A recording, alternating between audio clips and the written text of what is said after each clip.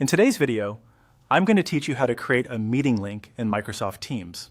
Whether you're coordinating a work meeting, a study group, or simply a catch-up with friends, knowing how to create and share a meeting link efficiently is a skill you'll find incredibly useful in today's digital world.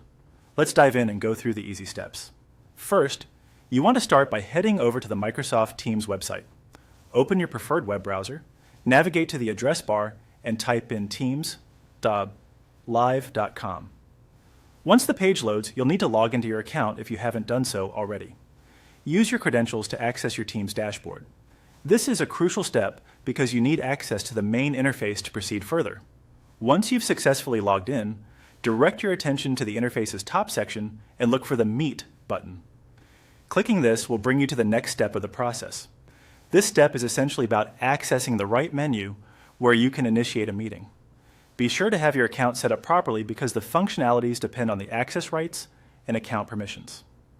Now, with the meeting menu open, you'll see an option that says Create a Meeting Link. Go ahead and click on this option. Microsoft Teams makes it relatively straightforward by guiding you through the process with on-screen instructions. This is the point where everything starts to come together, and you'll be just a couple of clicks away from having a ready-to-use meeting link. Next, it's time to give your meeting a title. You'll see a field where you can type in the title of your meeting. Make sure the title is clear and descriptive enough so that everyone who receives the link will immediately understand what the meeting is about. This step is where your organizational skills come into play, enhancing clarity and ensuring that the meeting's purpose is effectively communicated. Finally, click on Create and Copy Link. This action will generate your meeting link and automatically copy it to your clipboard. Now, all you need to do is paste this link into an email, a chat, or wherever you prefer to share it with your participants.